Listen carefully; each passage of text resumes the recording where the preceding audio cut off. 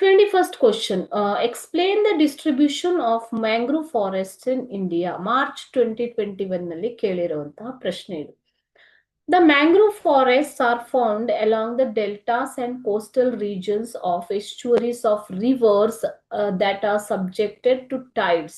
So ಅಲೆಗಳಿಗೆ subject ಆಗುವಂತಹ ನದಿಗಳ ಮುಖಜ ಭೂಮಿಗಳು ಮತ್ತು ಕೋಸ್ಟಲ್ ಏರಿಯಾ ಕರಾವಳಿ ಪ್ರದೇಶಗಳಲ್ಲಿ ಈ ಮ್ಯಾಂಗ್ರೋವ್ ಫಾರೆಸ್ಟ್ಗಳು ಕಂಡು ಬರುತ್ತವೆ.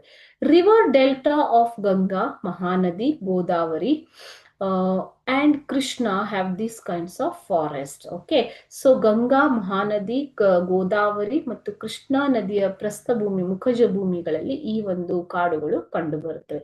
The Sundari trees are plenty in the Ganga basin and hence these forests are called Sundarbans.